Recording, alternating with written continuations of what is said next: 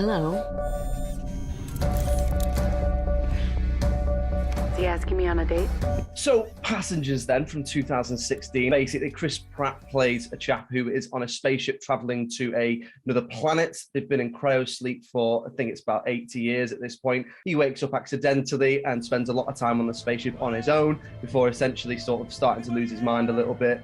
To the point where he wakes up a character played by Jennifer Lawrence because he's lonely and wants to spend some time with her. And then the rest of the film is sort of about their relationship and coming to grips with that decision. Now, Alice, you picked this one because you think it's underrated and you wanted to revisit it. So just so that everyone knows, at the time of recording, it gets 7 out of 10 on IMDb. On Rotten Tomatoes, the audience give it 63% and the critics give it 30%. So a bit harsher from the critics and the audience.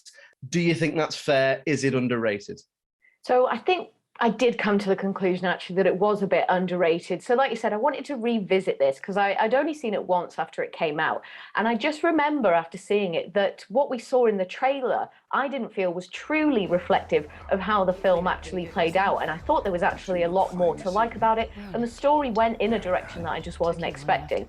So my favorite thing about this film, I think, is the concept. I think this is a really great idea with undertones of real darkness and inner turmoil and despair. And I think you see some of this from Jim, so Chris Pratt's character, when he's been alone on the ship for a year and he's contemplating waking Aurora up, who's Jennifer Lawrence's character, and we sort of watch him fall into this insanity.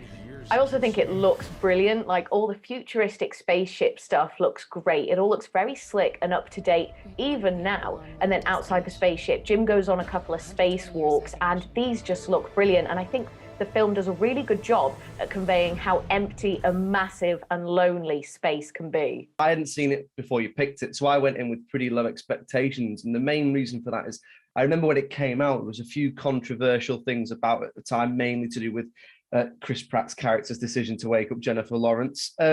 Actually, I would say my expectations were probably exceeded overall. I really enjoyed some of the ethical questions it posed, like you said. I thought both of them, Chris Pratt and Jennifer Lawrence, who are in most of the film together. There are some supporting actors in there, Michael Sheen and Lawrence Fishburne, who are great, but most of the film is on them. Visually, like you say, it's spectacular, particularly a couple of scenes, like you say, with the spacewalks. There's also a bit where the gravity on the ship goes wrong and everything sort of flips upside down and she's in a swimming pool. There were a few flaws with it. Some of it for me was to do with fleshing out the characters a little bit more. I felt that Aurora was a little bit two-dimensional in times. So overall, after watching it, I think I was pleasantly surprised. I think I saw more in it this time around.